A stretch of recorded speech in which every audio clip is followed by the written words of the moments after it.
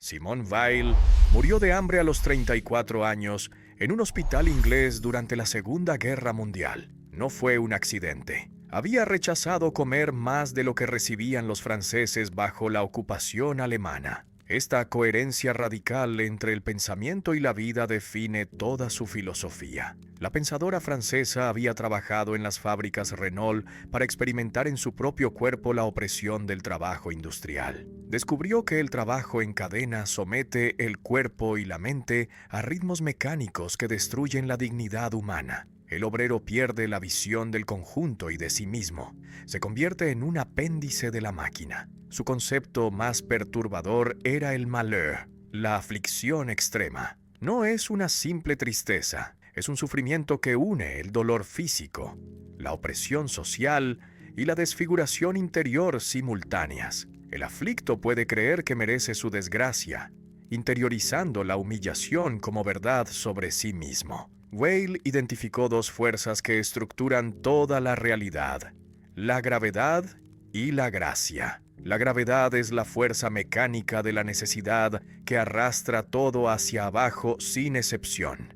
Rige el mundo natural donde las piedras caen, los cuerpos se cansan y los seres humanos buscan instintivamente su propio interés. No es una metáfora poética, sino una ley física que Simone Weil extiende a toda la realidad, incluyendo la vida moral y espiritual. Los seres humanos caen naturalmente hacia el egoísmo, como las piedras caen hacia el suelo. El yo se toma como centro del universo, organizando todo según sus deseos y temores. Esta centralidad del ego es la gravedad psicológica, que funciona con la misma inexorabilidad que la gravedad física. El poder es la expresión pura de la gravedad en el dominio social. Quien tiene la fuerza, la usa para aplastar a quien carece de ella. El fuerte domina al débil, sin consideraciones morales, porque la gravedad no conoce la justicia. La violencia genera más violencia según las leyes tan precisas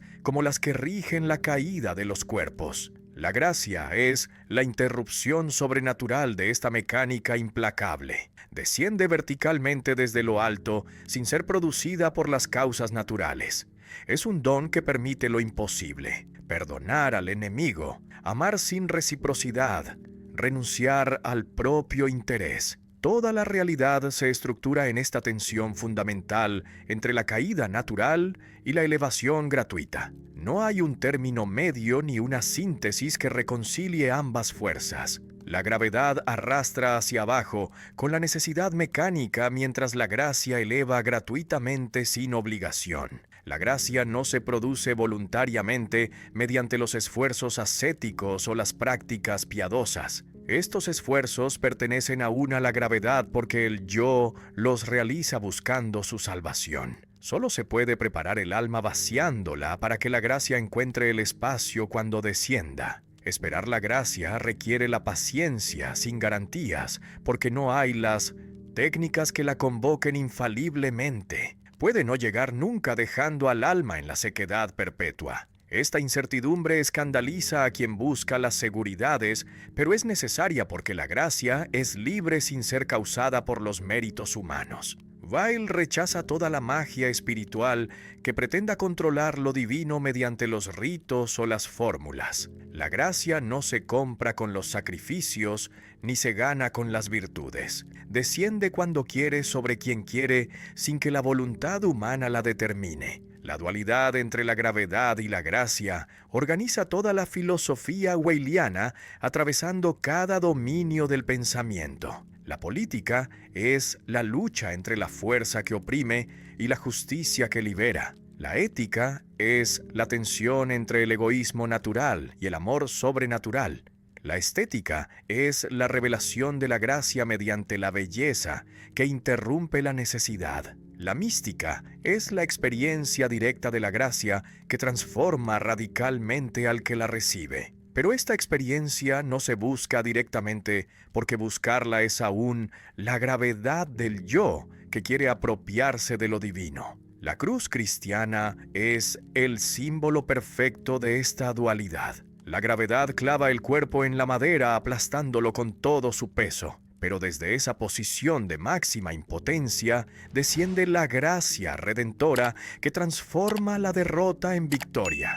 Whale vivió esta tensión en su propia carne, experimentando la gravedad del trabajo industrial que destruye y la gracia de los encuentros místicos que elevan. Su filosofía no es la especulación abstracta, sino el testimonio de lo vivido. El malheur es un sufrimiento extremo que une simultáneamente el dolor físico, la opresión social y la desfiguración interior. No es una simple tristeza ni un sufrimiento ordinario, sino una experiencia límite que reduce la persona a una cosa inerte bajo el peso del dolor absolutamente insoportable. Esta aflicción no es solo corporal, aunque incluya el cuerpo torturado, ni solo social, aunque incluya la humillación pública, ni solo psicológica, aunque destroce la imagen de sí.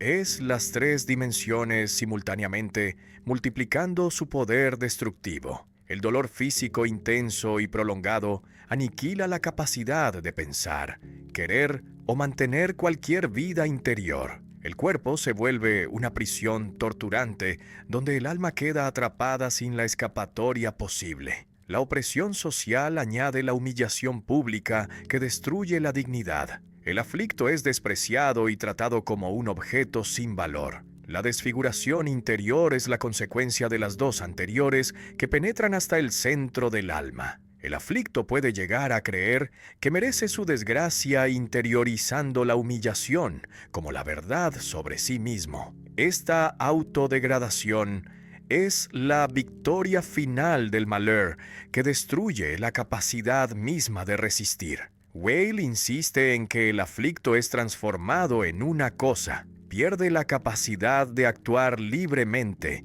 quedando completamente sometido a las fuerzas que lo aplastan. Esta cosificación es literalmente convertir la persona en un objeto inerte sin la voluntad propia. El esclavo antiguo experimentaba este malheur en su forma más pura. No solo trabajaba forzado, sino que era legalmente una cosa, la propiedad de otro sin los derechos ni el reconocimiento humano. El prisionero torturado conoce igualmente esta experiencia, donde el dolor extremo se combina con la impotencia absoluta y la degradación total. Esta aflicción es análoga a la cruz de Cristo, que Whale ve como el momento de máximo malheur en la historia. El grito de abandono en la cruz expresa la experiencia del aflicto que clama sin recibir la respuesta. Dios mismo experimentó el malheur cuando se encarnó, aceptando ser aplastado por la necesidad. El malheur es socialmente invisible porque la gente desvía la mirada, no soportando contemplarlo.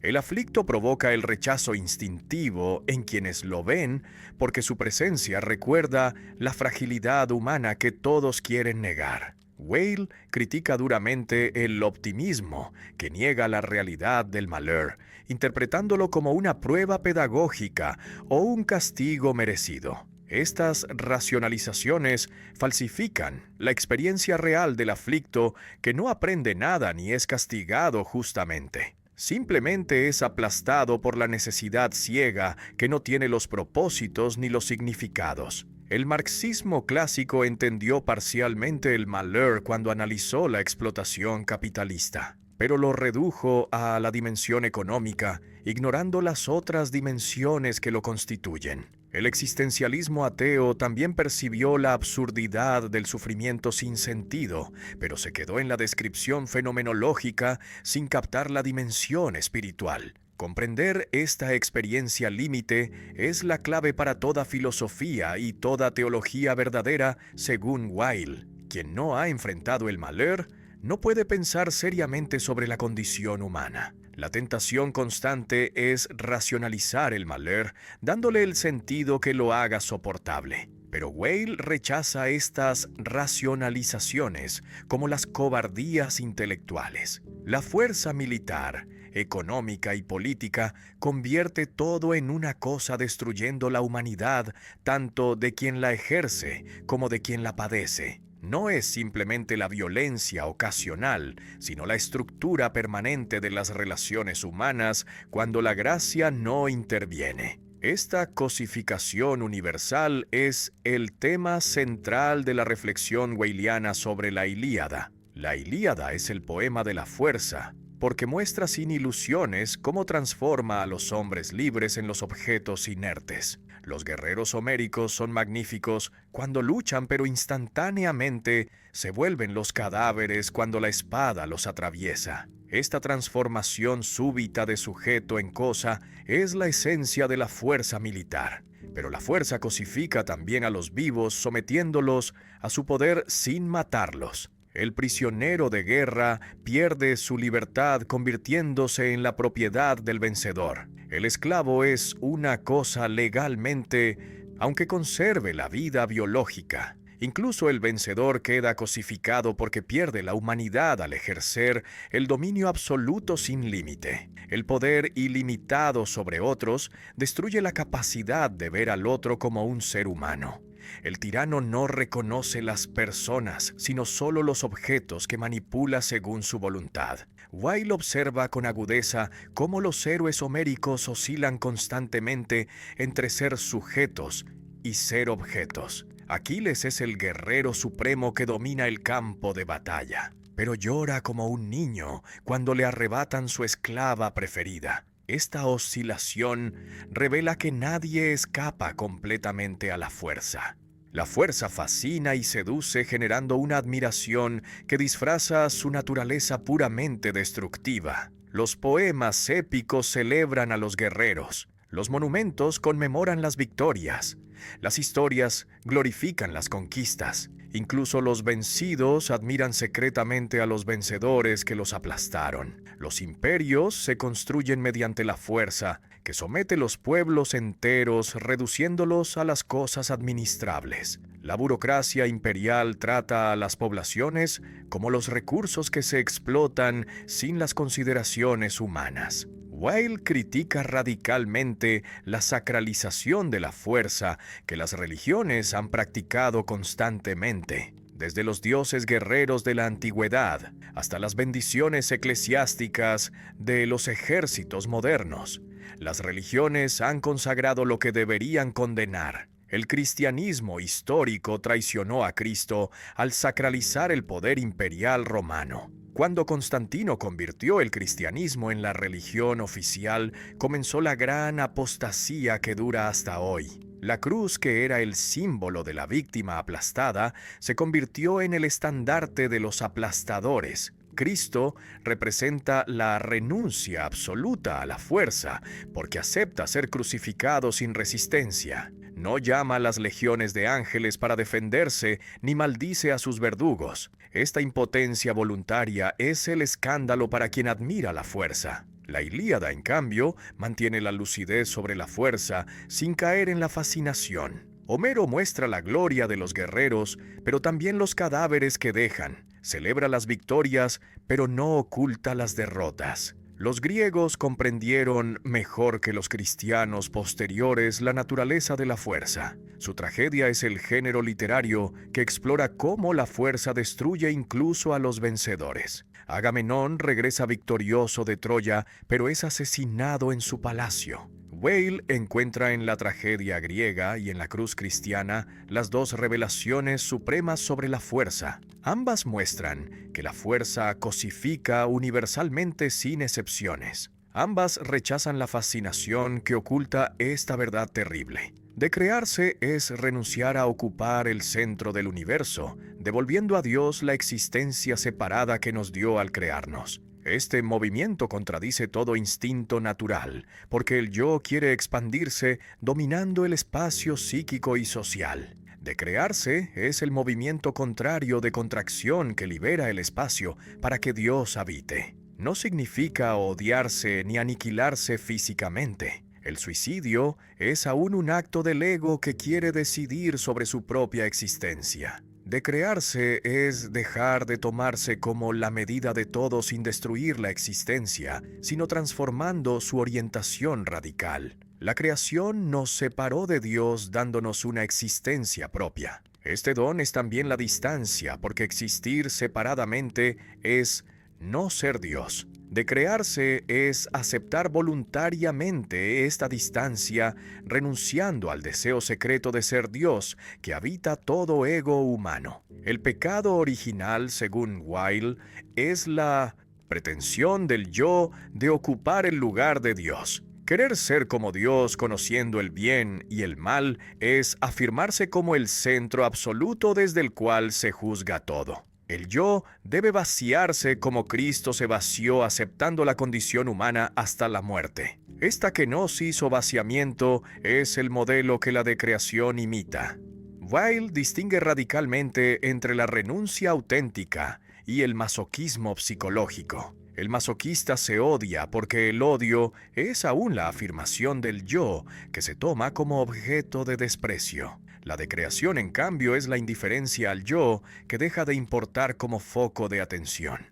Las ascéticas tradicionales intentaban debilitar el yo mediante las mortificaciones corporales. Pero Weil ve estas prácticas como ambiguas, porque el yo puede apropiarse de ellas sintiendo el orgullo por su capacidad de sufrimiento. La verdadera decreación no busca el sufrimiento, sino la indiferencia, donde el yo ya no es el centro de atención. El trabajo manual repetitivo puede ser un camino de decreación cuando se acepta sin la rebelión interior. La monotonía del trabajo industrial que destruye el pensamiento puede también vaciar el espacio mental donde el ego habita. Pero esto requiere el consentimiento libre y no el simple sometimiento forzado. La atención pura es la forma privilegiada de decreación porque suspende el yo que proyecta sus deseos sobre lo observado. Cuando atiendo realmente a algo, el yo desaparece temporalmente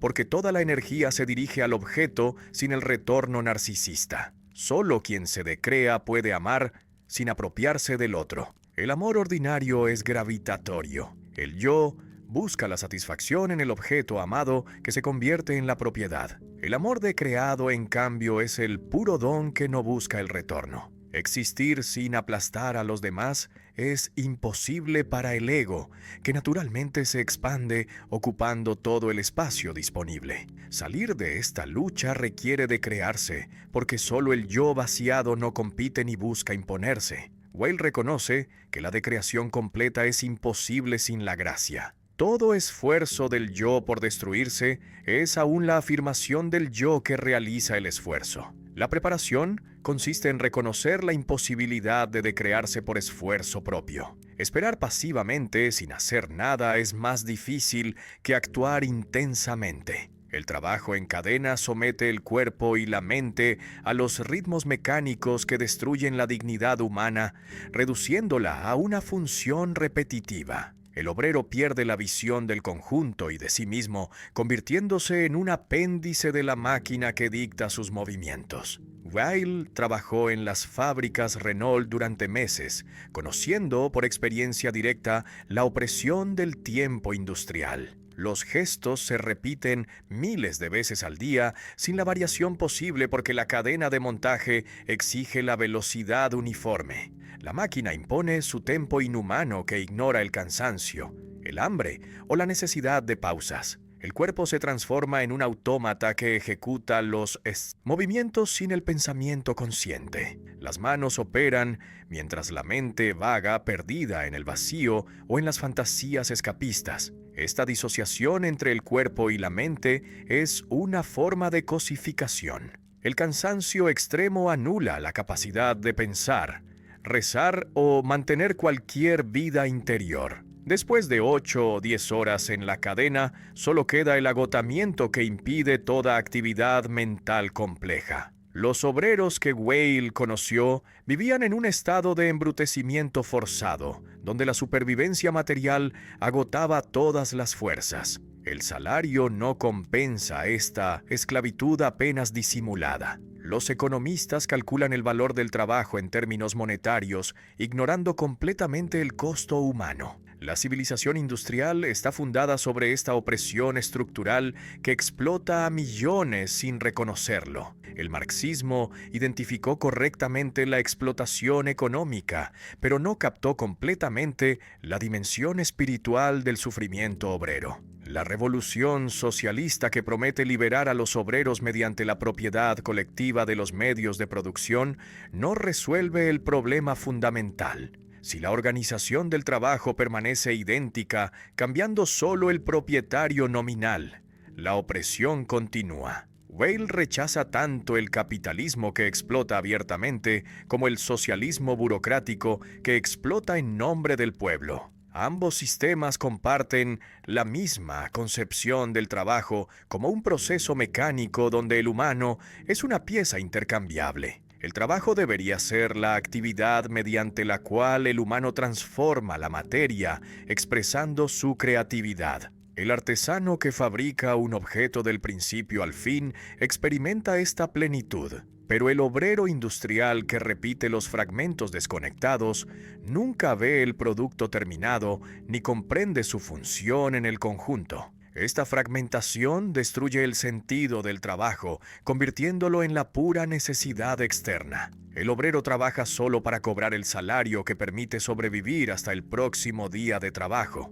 Weil propone que la educación debería preparar para resistir esta opresión, cultivando la vida interior que el trabajo industrial amenaza. El sindicalismo puede mejorar las condiciones materiales, pero no transforma la naturaleza del trabajo. La tecnología moderna promete liberar al humano mediante la automatización, pero Weil desconfía porque la lógica de la eficiencia productiva seguirá dominando. La única solución radical sería reorganizar completamente la producción, subordinando la eficiencia a la dignidad humana. Esto implicaría producir menos y trabajar de modos menos alienantes, aceptando una menor abundancia material. El enraizamiento es la necesidad fundamental del alma, de pertenecer a un lugar, una historia y una comunidad viva, que proporcione la identidad estable. Sin raíces profundas, el ser humano flota sin orientación,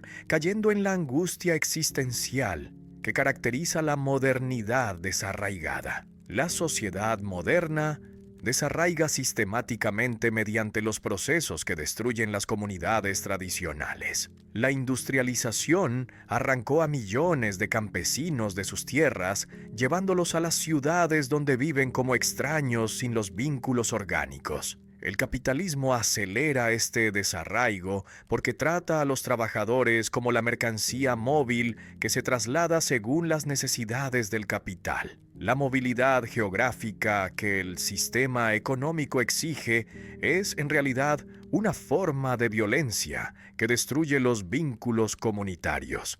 Sin raíces, el ser humano no puede florecer espiritualmente porque carece del suelo nutricio que alimenta la interioridad. Las tradiciones culturales, las memorias compartidas y las celebraciones colectivas proporcionan el marco simbólico que da el sentido a la existencia individual. El pasado se pierde cuando las generaciones se desconectan sin transmitir las historias que constituyen la identidad colectiva. Los jóvenes crecen ignorando de dónde vienen, porque la modernidad celebra solo el presente y el futuro. El futuro también se cierra para quien no tiene raíces, porque sin el suelo donde asentar los proyectos, todo es precario. El capitalismo y el totalitarismo comparten este desarraigo, aunque lo produzcan mediante los mecanismos diferentes.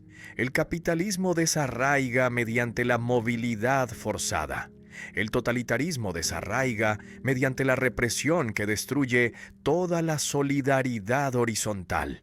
Ambos sistemas producen los individuos fluctuantes sin las lealtades profundas a nada, excepto su supervivencia inmediata. Las personas enraizadas resisten porque tienen algo que defender más allá de su interés individual. El dinero es la fuerza principal del desarraigo porque reduce todo al valor de cambio abstracto. Las relaciones humanas se vuelven transaccionales cuando todo puede comprarse y venderse. La burocracia estatal es otra fuerza desarraigadora porque trata a las personas como las unidades administrativas sin historia. La propaganda mediática completa la obra del desarraigo, sustituyendo las culturas locales con la cultura de masas homogénea. Las grandes ciudades son los lugares paradigmáticos del desarraigo donde millones viven sin conocerse. El anonimato urbano que algunos celebran como libertad es para ella el síntoma de la desintegración social.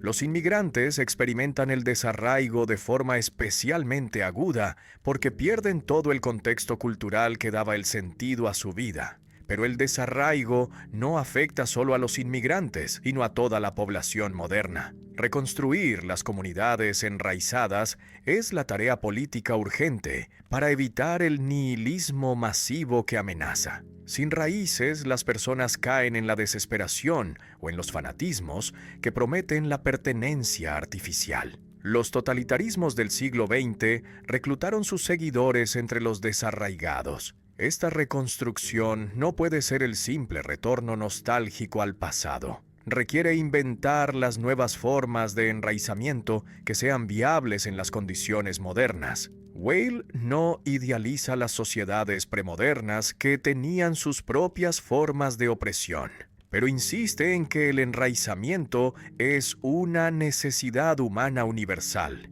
que debe satisfacerse de algún modo. El fundamento ético son las obligaciones eternas hacia cada ser humano vulnerable, especialmente el aflicto que sufre. Estas obligaciones no dependen de los contratos ni de la reciprocidad, sino que son absolutas e incondicionadas. Existen antes de toda ley positiva porque brotan de la estructura misma de la realidad. Los derechos, en cambio, son derivados y relativos porque solo tienen peso donde alguien se siente personalmente obligado a respetarlos. Proclamar los derechos sin cultivar el sentido de obligación es la palabrería vacía que no transforma nada. El lenguaje de los derechos es el lenguaje mercantil donde cada uno reclama su parte sin sentirse responsable por los otros. Hablar solo de derechos es característico de las sociedades individualistas, que conciben a las personas como los átomos separados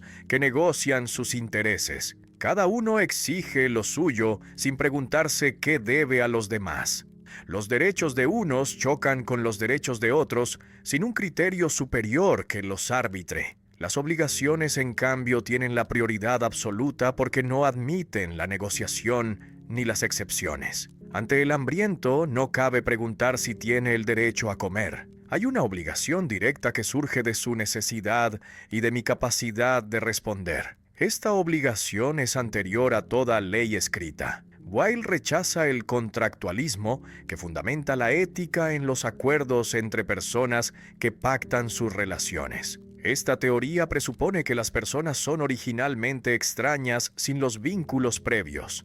Pero esta imagen es falsa porque nacemos en las comunidades que nos preceden y nos constituyen antes de todo consentimiento. Las obligaciones no necesitan justificación porque son evidentes para quien contempla honestamente la realidad. Ver a un niño muriendo de hambre genera inmediatamente la obligación de ayudarlo. La obligación se impone directamente a la conciencia que no está completamente embotada. El lenguaje de los derechos invierte peligrosamente las prioridades porque centra la atención en lo que yo puedo reclamar. Esta actitud reclamante es una forma de egoísmo que se disfraza de moralidad. Los más débiles raramente pueden reclamar sus derechos porque carecen de poder para hacerlos efectivos. Solo las obligaciones sentidas por los fuertes pueden proteger a los débiles. Las obligaciones son eternas porque no cambian según las circunstancias históricas o las convenciones sociales.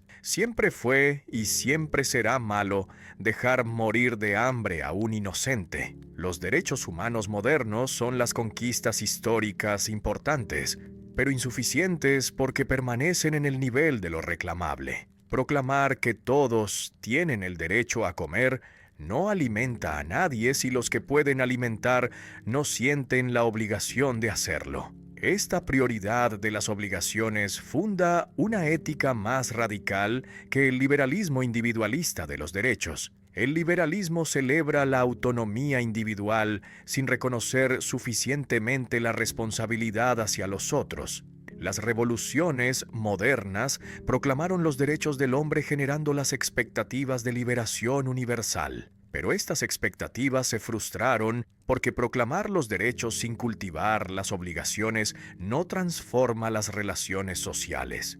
Solo una revolución de las obligaciones podría transformar realmente la sociedad, creando los vínculos de responsabilidad mutua. Lo sagrado en el ser humano no es la personalidad individual con sus gustos y opiniones, sino lo impersonal y anónimo que puede consentir al bien. El yo empírico que dice me gusta esto, quiero aquello no es sagrado porque es la pura contingencia, sin valor intrínseco. Lo sagrado es la capacidad de decir que no se haga mi voluntad sino la tuya. La persona moderna idolatra al yo psicológico, celebrando la autoexpresión y la autenticidad como los valores supremos. Weil considera esta idolatría un error fundamental que obstaculiza el acceso a lo divino. El yo con sus preferencias subjetivas es lo más superficial del ser humano. La personalidad es la máscara social que construimos para relacionarnos con otros.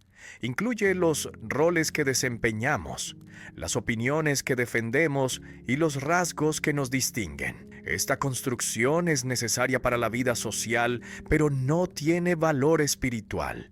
Lo divino en nosotros está más allá de esta máscara, en una dimensión impersonal que trasciende las particularidades psicológicas. Cuando veo la injusticia y la rechazo, no es mi yo particular quien responde, sino algo universal que habita en todos. El culto contemporáneo a la personalidad es la idolatría que impide el acceso a lo trascendente. Las sociedades modernas celebran a las celebridades por sus personalidades únicas, sin importar su valor moral o espiritual. Solo lo impersonal en nosotros puede unirse a lo impersonal divino sin la distorsión egoica, cuando el yo con sus deseos particulares se interpone entre el alma y Dios. La relación se contamina de las proyecciones narcisistas.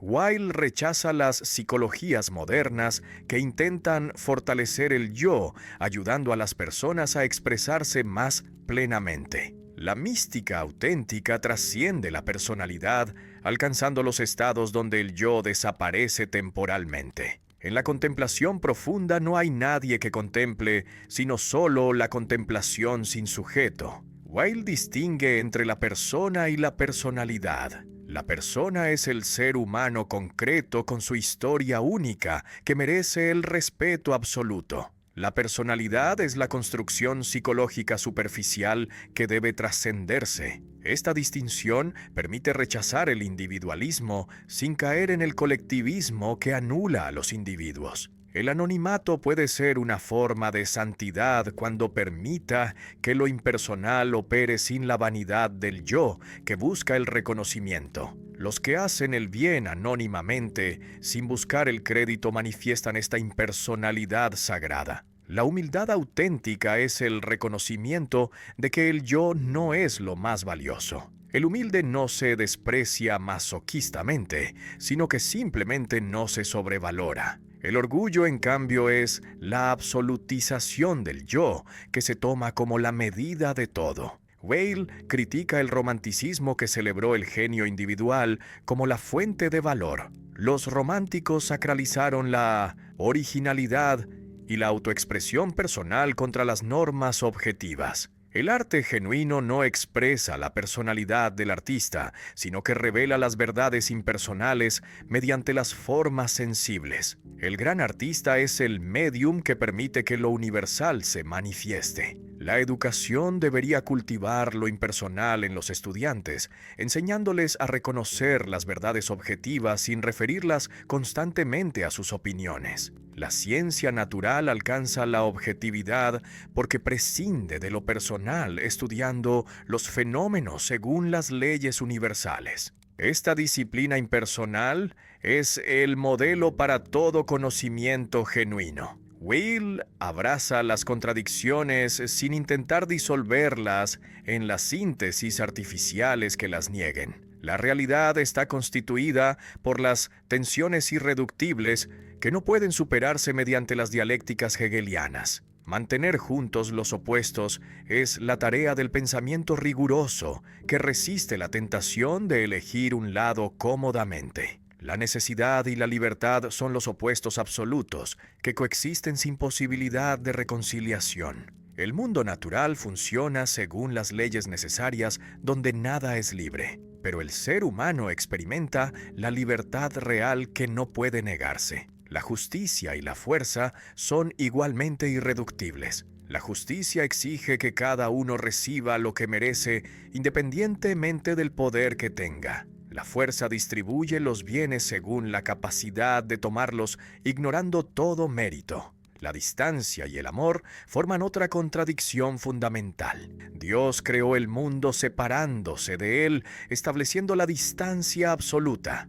Pero Dios ama su creación atravesando esa distancia mediante la gracia. Los pares de contrarios revelan la estructura del mundo según Weil. La gravedad y la gracia, la creación y la decreación. El tiempo y la eternidad son las oposiciones que organizan la realidad. La verdad no está en el término medio entre los extremos. Aristóteles buscaba la virtud en el justo medio entre los excesos opuestos. Pero Weil rechaza esta solución porque el medio es la posición cómoda que evita los extremos, donde la verdad se revela con la máxima intensidad. Sostener la tensión extrema sin huir es lo que el pensamiento riguroso exige. La mente quiere resolver las tensiones mediante la síntesis que las eliminen, pero esta resolución es la cobardía intelectual que falsifica lo real. Weil critica duramente a Hegel por intentar superar las contradicciones mediante la dialéctica que las absorbe en las síntesis superiores. Esta operación es el truco intelectual que niega la realidad de los opuestos, fingiendo reconciliarlos. La dialéctica marxista heredó este defecto hegeliano aplicándolo a la historia. El cristianismo auténtico abraza las contradicciones que el pensamiento racional no puede resolver. Dios es uno y trino.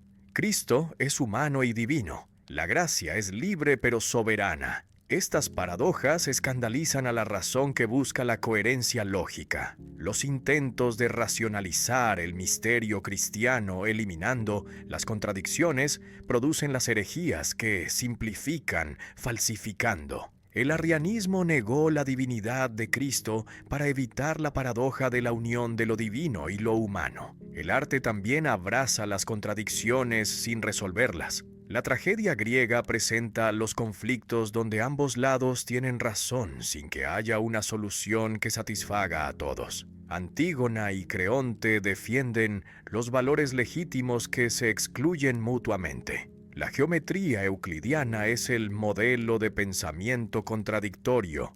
Para Weil, los puntos no tienen dimensión, pero constituyen las líneas que sí la tienen. La microfísica moderna descubrió que la luz es simultáneamente la onda y la partícula según cómo se la observa.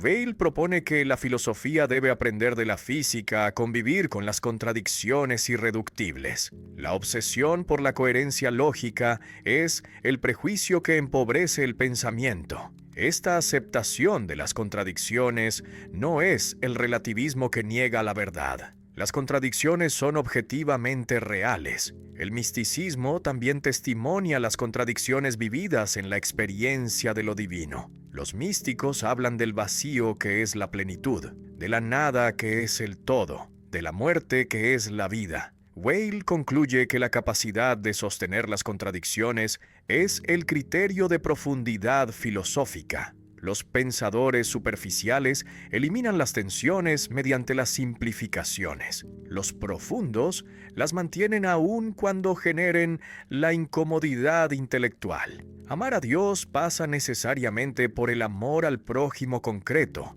especialmente al más desfigurado por el malheur. No hay un acceso directo a lo divino que salte sobre la mediación del otro que sufre. El rostro del aflicto es el lugar de la epifanía donde Cristo se presenta anónimamente exigiendo la respuesta. La pregunta crucial ante el otro no es quién eres ni qué mereces, sino qué sufres. Esta pregunta invierte las prioridades del juicio moral ordinario que clasifica a las personas según sus méritos. Ante el sufrimiento extremo, todas las distinciones de mérito se vuelven irrelevantes porque el dolor es igualmente real. El amor verdadero es la atención pura que ve al otro realmente, sin proyectar las fantasías ni las expectativas. La mayoría de lo que llamamos amor es una mezcla de deseo, necesidad y proyección, donde el otro es la pantalla para nuestras ilusiones.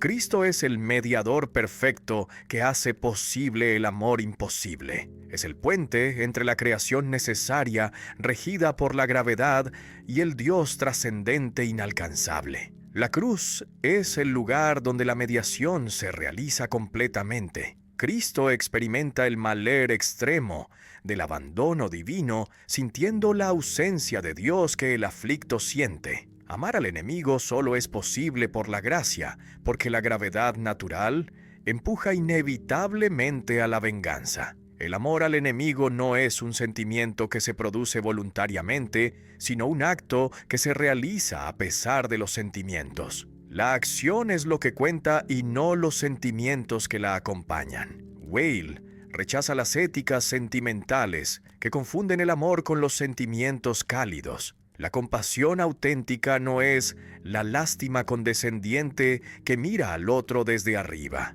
Es el reconocimiento de la igualdad radical en la vulnerabilidad compartida. Esta igualdad en la vulnerabilidad contradice las jerarquías sociales que distinguen entre los merecedores y los no merecedores de ayuda. El pobre virtuoso y el pobre vicioso sufren igualmente el hambre.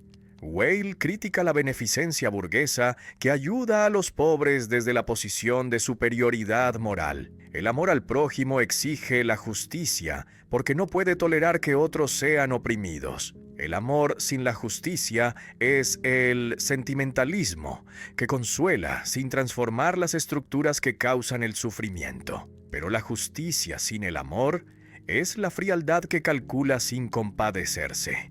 Weil rechaza tanto el activismo político que olvida la dimensión espiritual como el espiritualismo que ignora las luchas sociales. El encuentro con el aflicto es la prueba definitiva del amor porque el aflicto no puede retribuir nada. La invisibilidad social del aflicto hace que amarlo sea un acto heroico. La atención es una mirada silenciosa, desinteresada y vacía, que deja que lo real se manifieste sin forzarlo. Atender es suspender el yo para no proyectar los deseos, los miedos o las ideas previas sobre lo observado. No es una concentración voluntarista que aprieta la mente intentando dominar el objeto. La atención verdadera es la espera receptiva, que renuncia a forzar las conclusiones dejando que la verdad emerja por sí misma. El esfuerzo de la atención es pasivo, porque consiste en no hacer nada activamente.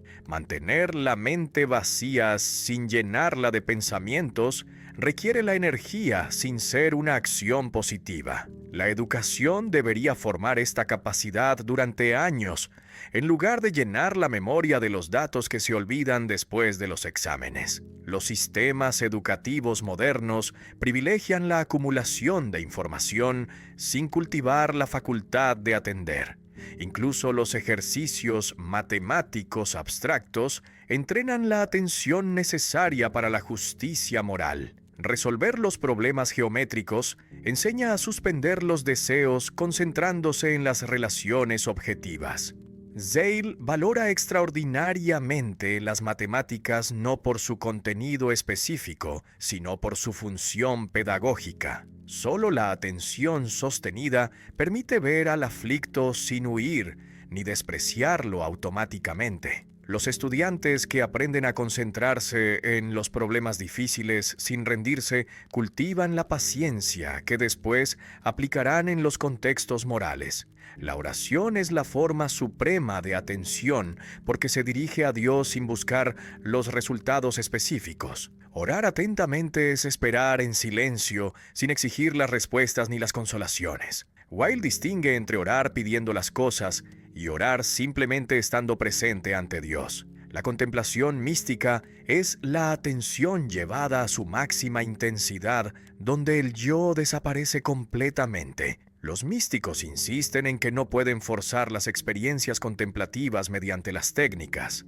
solo pueden prepararse vaciando la mente de los pensamientos ordinarios. Weil critica las técnicas espirituales orientales que prometen los resultados mediante las prácticas específicas. Estas técnicas son las formas de magia que intentan controlar lo divino. La lectura atenta de los textos difíciles es un ejercicio espiritual que parece puramente intelectual, pero que transforma el alma. Leer a Platón con la atención sostenida, sin buscar las conclusiones rápidas, educa la facultad de esperar. Weil propone revolucionar la educación, centrándola en la formación de la atención más que en la transmisión de los contenidos. Un estudiante que aprende a atender puede después aprender cualquier contenido por sí mismo. La relación entre la atención y el amor es íntima, porque amar es atender al otro sin proyectar las fantasías sobre él. Los padres que atienden a sus hijos sin imponerles sus propios proyectos practican el amor atento. La justicia social requiere la atención que vea las condiciones reales de los oprimidos sin las justificaciones ideológicas. Weil denuncia tanto a los capitalistas que ignoran la miseria obrera como a los comunistas que sacrifican los individuos al futuro revolucionario. La atención es democrática en el sentido de que puede cultivarse por cualquiera sin requerir los talentos especiales. Pero la distracción es la condición normal de la vida moderna, donde múltiples estímulos compiten por la atención fragmentándola. Recuperar la atención es una resistencia política, porque contradice las fuerzas que requieren la dispersión. Un pueblo atento puede ver las injusticias claramente sin dejarse engañar por la propaganda. Weil construye una síntesis única entre Platón y Cristo, mostrando que ambos enseñan la renuncia radical al poder como el camino hacia la verdad. El bien platónico y el Dios cristiano convergen porque ambos son las fuentes trascendentes que no coercionan nunca respetando absolutamente la libertad. El bien platónico es el sol que ilumina sin obligar a mirar. Los que permanecen en la caverna prefieren las sombras, y el bien no los fuerza a salir. Cristo encarna esta misma no violencia, renunciando al poder aunque podría ejercerlo. Weil critica duramente el Antiguo Testamento, porque ve en el Dios guerrero hebreo una divinización de la fuerza. El Dios que ordena exterminar las poblaciones enteras es para ella la proyección humana del poder brutal. Esta sacralización de la violencia es lo opuesto del cristianismo genuino. Esta posición la mantuvo fuera del bautismo, porque no podía aceptar el Antiguo Testamento como la palabra divina. Simpatiza con el gnosticismo y el catarismo, porque ambos rechazaron el Dios creador, identificándolo con una divinidad inferior o malvada. Los cátaros medievales enseñaron que el mundo material es la obra de Satanás y no de Dios. Weil encuentra esta visión coherente con su propia experiencia del malheur, que parece la obra de un principio maligno. La Iglesia Católica condenó estas doctrinas como las herejías, exterminando a sus adherentes. Su cristianismo es radical y herético porque es fiel a Cristo sin serlo a la Iglesia histórica. Distingue entre Cristo que predicó y murió sin violencia y el cristianismo institucional que bendijo los imperios y las guerras. Weil lee a Platón cristianamente, encontrando en los diálogos las anticipaciones del Evangelio. La muerte de Sócrates es la prefiguración de la cruz, porque muestra al justo que muere sin defenderse. La teoría platónica de las ideas es para Weil la doctrina sobre las realidades eternas que trascienden el mundo material. El amor platónico es el ascenso desde la belleza física hacia la belleza en sí, que es divina. Weil no ignora las diferencias entre Platón y el cristianismo. La encarnación no tiene un equivalente platónico, porque Platón desconfía de lo corporal, mientras que el cristianismo afirma que Dios se hizo carne. Propone que el cristianismo completa a Platón incorporando la dimensión de la encarnación que faltaba. Weil rechaza las interpretaciones que ven en Cristo solo un maestro ético que enseña la doctrina moral. Cristo es ante todo el mediador metafísico que conecta lo divino con lo humano. Su función no es principalmente enseñar, sino ser el puente que hace posible el ascenso humano hacia Dios. La belleza del mundo educa el alma para la atención pura sin el interés inmediato ni la utilidad práctica. Contemplar un paisaje hermoso, sin preguntarse qué ventajas puede proporcionarnos, es el ejercicio de desinterés que prepara para la contemplación mística. La estética es la propedéutica de la espiritualidad porque enseña a ver sin poseer. Los metasu son los intermediarios que conectan lo humano con lo divino, haciendo posible el ascenso. El arte, la liturgia, el paisaje natural y la amistad verdadera son los puentes que permiten elevarse contra la gravedad sin pretender alcanzar directamente lo absoluto. Weil rechaza tanto el naturalismo que idolatra el mundo material como el espiritualismo que lo desprecia. El mundo sensible no es un obstáculo, sino la escalera necesaria que debe usarse correctamente. La belleza es la prueba indirecta de Dios porque manifiesta un orden gratuito que no responde a la necesidad mecánica. Las leyes físicas explican cómo funcionan los fenómenos, pero no explican por qué son hermosos. Un atardecer hermoso no sirve para nada en términos de supervivencia. La selección natural no explica por qué los humanos encuentran la belleza en los fenómenos sin utilidad. La contemplación estética desinteresada prepara para la contemplación mística porque ejercita la renuncia al uso. Quien aprende a mirar la belleza sin querer poseerla, aprende la actitud fundamental de la espiritualidad.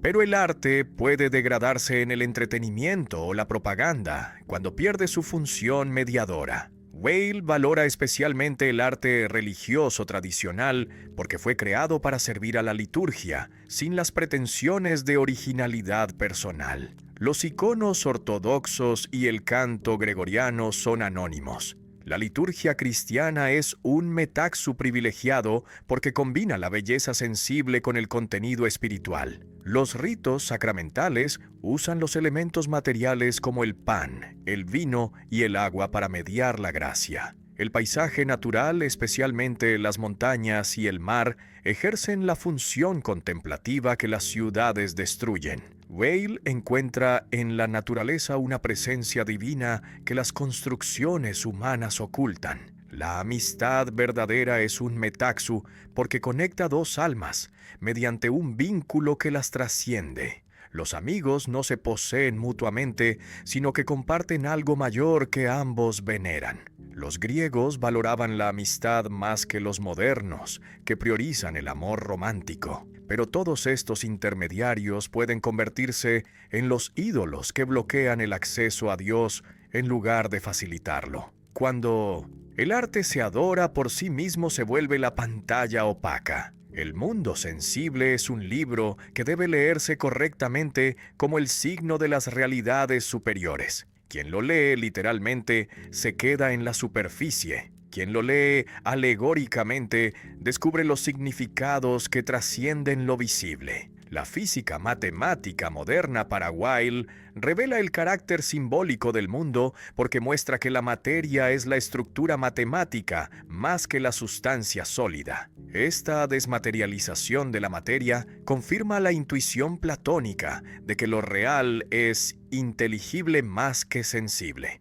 Weil tuvo 3 contactos directos con Cristo que fueron corporales y transformadores sin ser meramente intelectuales ni imaginativos. Estas experiencias fundaron su certeza de que la gracia es real. Cristo vive y lo sobrenatural irrumpe en el mundo. Nunca las publicó en vida porque consideraba la experiencia mística demasiado íntima. El primer encuentro ocurrió en Asís cuando visitaba las iglesias medievales italianas. Entró en la pequeña capilla donde San Francisco rezaba habitualmente y algo la obligó a arrodillarse. Una fuerza exterior la doblegó sin violencia, obligándola a reconocer una presencia real. El segundo encuentro más intenso ocurrió en Solesmes, durante la Semana Santa. Sufría los dolores de cabeza atroces, pero asistía a los oficios litúrgicos completos. El canto gregoriano le reveló la posibilidad de amar en medio del dolor extremo, sin que el sufrimiento destruya la capacidad de elevarse. Durante esos días conoció a un joven inglés que le enseñó los poemas metafísicos ingleses del siglo XVII. Le dio especialmente el poema Love de George Herbert, que ella memorizó recitándolo como la oración. El tercer encuentro definitivo ocurrió mientras recitaba el poema Love en griego antiguo que había traducido. Cristo descendió y la tomó corporalmente durante la recitación. No fue una visión ni una alucinación, sino la toma de posesión física, donde otra presencia habitó su cuerpo sin anular su conciencia. Después de esta experiencia, ya no pudo dudar de la realidad de Cristo como una presencia viva. La certeza no vino de los argumentos teológicos, sino del contacto directo. Weil distingue cuidadosamente estas experiencias de las ilusiones psicológicas. No buscaba las experiencias extraordinarias, ni cultivaba las técnicas que las produjeran. Vinieron sin ser solicitadas. Las experiencias auténticas transforman permanentemente al que las recibe sin necesidad de repetirse. Escribió sobre estas experiencias solo en las cartas privadas a los amigos íntimos. Nunca las mencionaba en sus escritos filosóficos públicos, porque no quería usar la autoridad de la experiencia mística para validar los argumentos. El pudor espiritual es la virtud rara que protege lo sagrado de la profanación. Exhibir las experiencias místicas es vulgarizarlas, convirtiéndolas en los objetos de curiosidad. Pero Weil reconocía que estas experiencias la situaban fuera de la ortodoxia católica. No podía aceptar la Iglesia institucional como la mediadora necesaria de la gracia después de haber experimentado el contacto directo con Cristo. Esta posición la aisló tanto de los católicos que exigían la ortodoxia como de los ateos que negaban toda realidad espiritual. Las experiencias místicas confirmaron su filosofía sin determinarla completamente. Ya antes de los encuentros con Cristo, había desarrollado las distinciones entre la gravedad y la gracia, la decreación y la atención. Weil insistía en que las experiencias místicas no proporcionan los conocimientos teóricos nuevos, solo dan la certeza existencial de que lo divino es real y actúa en el mundo. Filosofar para Weil no es escribir los tratados académicos, sino vivir según la verdad vista, cueste lo que cueste. Esta coherencia radical entre el pensamiento y la acción la distingue de los filósofos profesionales que enseñan las virtudes que no practican. Trabajó en las fábricas Renault durante meses, aunque su salud frágil hacía el trabajo físico especialmente agotador. Quería conocer por experiencia directa lo que antes solo había comprendido teóricamente. Descubrió que el trabajo industrial embrutece hasta el punto de impedir toda vida interior. Combatió en la Guerra Civil Española, uniéndose a las milicias anarquistas que luchaban contra Franco. La experiencia de la guerra la decepcionó profundamente porque vio las atrocidades cometidas por ambos bandos. Esta desilusión confirmó su pacifismo radical posterior. Rechazó comer más que los racionados en la guerra. Cuando vivía en Londres exiliada, Francia estaba ocupada y la población sufría el hambre. Esta solidaridad extrema con los que sufrían la llevó a la muerte por inanición voluntaria en 1943. Esta muerte escandaliza porque parece un suicidio disfrazado de solidaridad. Los críticos la acusan de masoquismo patológico, pero sus defensores la ven como la coherencia extrema con sus principios. Weil rechazó todas las posiciones académicas cómodas que le ofrecieron. Enseñar la filosofía en la universidad prestigiosa le habría dado la seguridad económica, pero consideraba que la vida académica era el refugio burgués. Nunca aceptó la seguridad burguesa que su familia de origen le proporcionaba. Regalaba la mayor parte de su salario quedándose apenas con lo indispensable. visitaba a los pobres en sus viviendas miserables, compartiendo su condición sin la distancia del benefactor burgués. Su radicalidad política la ponía en conflicto constante con todos los partidos. Los comunistas la expulsaban por criticar la Unión Soviética. Los conservadores la rechazaban por su solidaridad con los obreros. Weil escribía constantemente, pero publicó muy poco en vida porque no buscaba el reconocimiento intelectual. La mayoría de sus escritos quedaron en los cuadernos privados que se publicaron póstumamente. Su vida fue el argumento filosófico que demostró que es posible pensar y vivir sin claudicar ante la gravedad.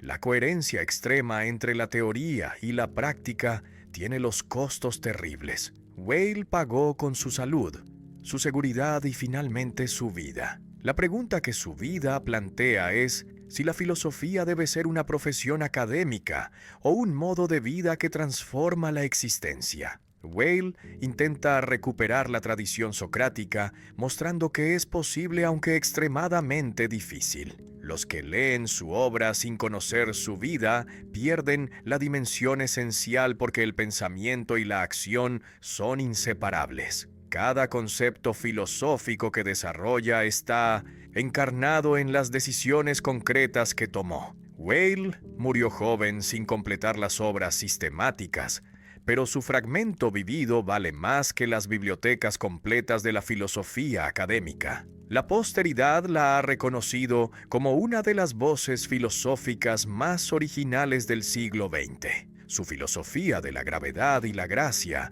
del malheur y la decreación, de la atención y el amor, continúa desafiando a quienes la leen. No ofrece los consuelos fáciles, ni las soluciones técnicas, sino las verdades duras sobre la condición humana. Pero junto con la dureza hay la esperanza, porque afirma que la gracia es real, aunque rara. No estamos completamente abandonados a la gravedad porque hay las interrupciones sobrenaturales que transforman lo imposible en posible. La vida de Weil es la invitación a vivir radicalmente según la verdad que cada uno ve. Pensar verdaderamente es vivir diferentemente.